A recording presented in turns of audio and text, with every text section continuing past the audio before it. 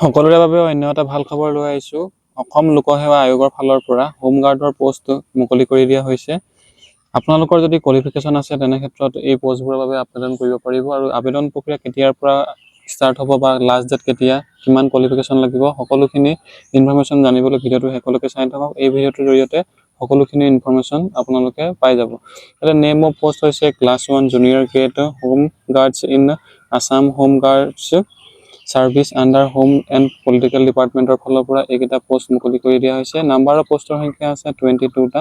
ইয়াতে post wise ইয়াতে বিভক্ত কৰা হৈছে, ক'ত কিমান পোষ্ট আছে কেটেগৰী ৱাইজ। ইয়াতে যিসকল OBC কেণ্ডিডেট আছে তেওঁলোকৰ বাবে পোষ্ট 3টা আছে। তাৰপিছতে ইয়াতে যিসকল অপেন কেটেগৰী আছে, অপেন কেটেগৰীৰ বাবে ইয়াতে 13টা পোষ্ট দিয়া হৈছে। তাৰপিছতে ইয়াতে টি টাইপৰ বাবে কোনো ধৰণৰ পোষ্ট নাই। তাৰপিছত আহিলে SC সকলৰ বাবে 2টা পোষ্ট, OBC সকলৰ বাবে যিহেতু ইয়াতে 3টা পোষ্ট দিয়া আছে। তাৰপিছতে আহিলে ST প্লেনছৰ বাবে ইয়াতে 3টা পোষ্ট দিয়া হৈছে।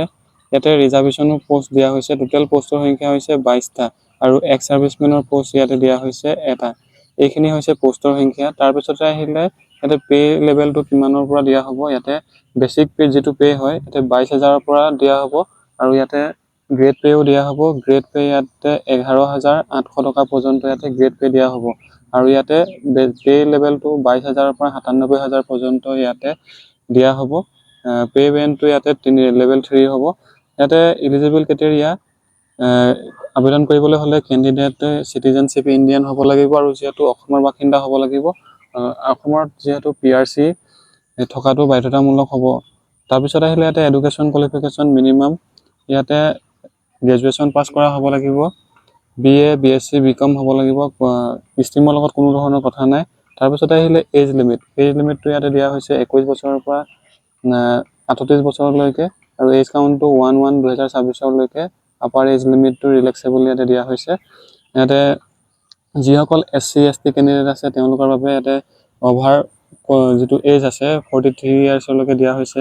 তাৰপিছত আহিলে যিটো মানে 5 ইয়াৰ্ছ ৰিলেক্সেশ্যন দিয়া হৈছে। তাৰপিছতে যিসকল OBC MOBC কেণ্ডিডেট আছে তেওঁলোকৰ বাবে 3 ইয়াৰ্ছ মানে 41 বছৰলৈকে পাৰিব। তাৰপিছত আহিলে এক্স ছাৰ্ভিচমেনসকলে 50 বছৰলৈকে ইয়াতে আবেদন কৰিব পাৰিব। তাৰপিছতে এজ ৰিলেক্সেশ্যন ইয়াতে সকলোৰ বাবে দিয়া হৈছে। SC STৰ বাবে 5 বছৰ, OBCৰ বাবে যিহেতু 3 বছৰ আৰু এক্স ছাৰ্ভিচমেনৰ বাবে 5 বছৰ পৰ্যন্ত ইয়াতে এজ ৰিলেক্সেশ্যন দিয়া হৈছে।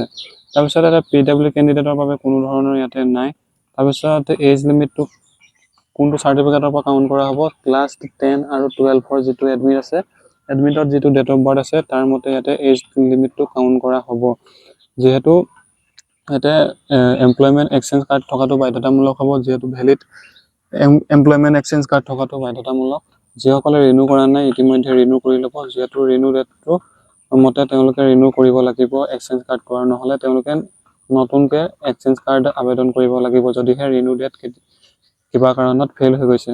তাৰপিছতে ইয়াতে দ্য স্মল ফেমিলি নৰ্মছ এখন দৰকাৰ হ'ব। ইয়াতে যিহেতু ফৰ্মেটখন ডাউনলোড কৰিব পাৰিব, অফিচিয়েল ৱেবছাইটত ভিজিট কৰিলে আপোনালোকে এই ফৰ্মেটখন পাই যাব আৰু ফৰ্মেটৰ মতে আপোনালোকে ফিল কৰিব লাগিব। ইয়াতে মোড অফ এক্সামিনেশ্যন প্ৰথমেতো ৰিটেন এক্সাম হ'ব। ৰিটেন এক্সাম যিটো অবজেক্টিভ টাইপ কুৱেশ্যনৰ 200 মাৰ্কৰ হ'ব ইয়াতে দিয়া হৈছে। তাৰপিছত আহিলে ইয়াতে এছে টাইপৰ মানে কম্প্ৰিহেনশ্যন টাইপৰ এটা এক্সাম এটা হ'ব, পেপাৰ 2 ইয়াতে 200 মাৰ্কৰ হ'ব। ইয়াতে যিহেতু এছে ৰাইটিঙৰ 200 মাৰ্ক, তাৰপিছতে আহিলে ইয়াতে যিটো অবজেক্টিভ টাইপৰ যিটো কুৱেশ্যন আছে তাত 200 মাৰ্ক থাকিব। তাৰপিছত ইয়াতে এইখিনি হোৱাৰ পিছত পাৰ্ট A পাৰ্ট B ইয়াতে কি আপোনালোকৰ লেংগুৱেজত আহিব ইয়াতে দিয়া আছে। অসমীয়া আৰু ইংলিছ দুইটা লেংগুৱেজতে দিব পাৰিব। তাৰপিছতে আহিলে ইয়াতে ফিজিকেল ষ্টেণ্ডাৰ্ড টেষ্ট এটা বিচৰা হৈছে।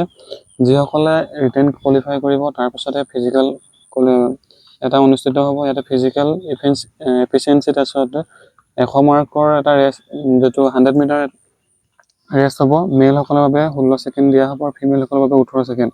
তাৰপিছত 800 মিটাৰ ৰেষ্ট হ'ব মিনিমাম, এটা 3 মিনিট 45 ছেকেণ্ড মেক্সিমাম মাৰ্ক দিয়া হৈছে আৰু ফিমেলসকলৰ বাবে 4 মিনিটছ 45 ছেকেণ্ড দিয়া হৈছে।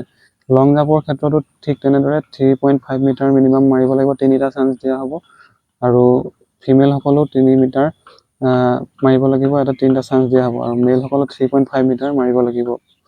এইখিনি হ'ল ফিজিকেল আৰু ৰিটেনৰ বাবে।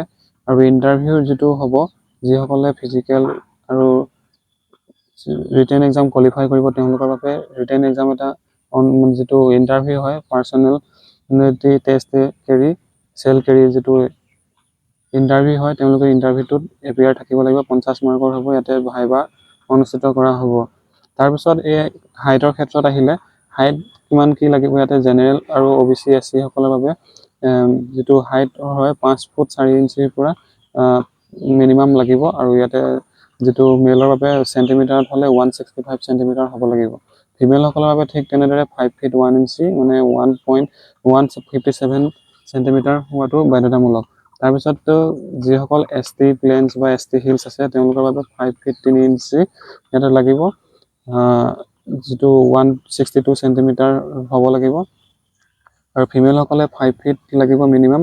152.40 সেন্টিমিটাৰ হোৱাটো বাধ্যতামূলক ইয়াতে চেষ্টটো লাগিব অনলি মেলৰ বাবে ইয়াতে general OBC SC ST planes সকলৰ বাবে 80 সেন্টিমিটাৰ হ'ব লাগিব আৰু এক্সপেনশন ইয়াতে 85 সেন্টিমিটাৰ লৈকে কৰিব লাগিব তাৰপিছত ST হিলছৰ বাবে ইয়াতে 78 সেন্টিমিটাৰ নৰমাল লাগিব আৰু 83 লৈকে এক্সপেনশন কৰিব পৰা হ'ব লাগিব ইয়াতে ওয়েটটো মেডিকেল ষ্টেণ্ডাৰ্ড টেষ্ট যেতিয়া অনুষ্ঠিত কৰা হ'ব তাতো হাইটৰ লগত ওয়েটটো মেজাৰমেন্ট কৰা হ'ব আৰু আই সাইডটো 6/6 লাগিব আৰু 6/9 হলেও চলি যাব ইয়াৰ আপোনালোকৰ ঠিক থাকিব লাগিব মেডিকেল ষ্টেণ্ডাৰ্ড যিখিনি লাগে ইয়াতে গোটেইখিনি ঠিক থাকিব লাগিব নোজ নেক টিট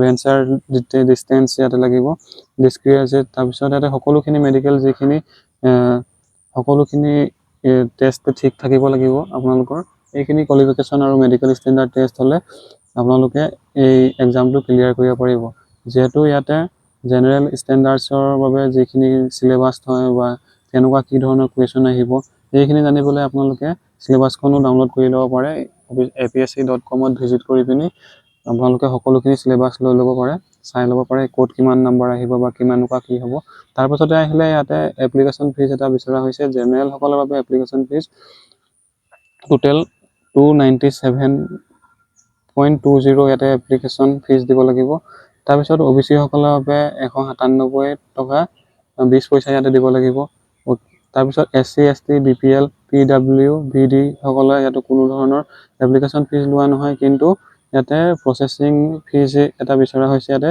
47 টকা 20 পইচা ইয়াতে বিচৰা হৈছে তাৰ পিছত এপ্লাই মোডটো ইয়াতে apsc.com ত ভিজিট কৰি পিনি কেনেদৰে আপোনালোকৰ ফৰমেটত আবেদন কৰিব লাগিব যিখিনি ডকুমেন্ট ৰিকোয়াৰমেন্ট আছে সিগনেচাৰ হক বা আপোনালোকৰ ডকুমেন্টৰ PDF সাইজ হয় ইয়াতে দিয়া হৈছে আপোনালোকে যদি মোবাইল বা নিজৰ ল্যাপটপত কৰিম বুলি ভাবে তেনে ক্ষেত্ৰত এইখিনি চাই ল'ব লাগিব আপোনালোকে চাই পিনি আবেদন কৰিব পাৰিব তো এটো আছিল এটা ইনফৰমেশন আপোনালোকক দিবলগীয়া ভাল খবৰ এটা আহিলে আপোনালোকে এই যদি গ্ৰেজুৱেচন পাস কৰি থৈছে সিম্পল গ্ৰেজুৱেচন পাস আপোনালোকৰ কোনো ধৰণৰ ষ্ট্ৰীমৰ লগত কথা নাই আৰ্টছ সায়েন্স কমাৰ্চৰ লগত কথা নাই যদি আপোনালোকৰ কোৱালিফিকেশন আছে তেনে ক্ষেত্ৰত নিশ্চয়কৈ আবেদন কৰিব পাৰিব আৰু আবেদনৰ যেটো প্ৰক্ৰিয়া হয় আবেদন প্ৰক্ৰিয়া ইতিমধ্যে ষ্টাৰ্ট হোৱা নাই আবেদন প্ৰক্ৰিয়াটো আপোনালোকে কেতিয়াৰ পৰা আবেদন কৰিব পাৰিব ইয়াতে ডেট এটা মেনশন কৰা হৈছে আবেদন প্ৰক্ৰিয়া আৰু যেটো এক্সাম সেন্টাৰ হয় এক্সাম সেন্টাৰো ইয়াতে দিয়া হৈছে শিলচৰ যোৰহাট নগাঁও তেজপুৰ কোকৰাঝাৰ গুৱাহাটী ইয়াতে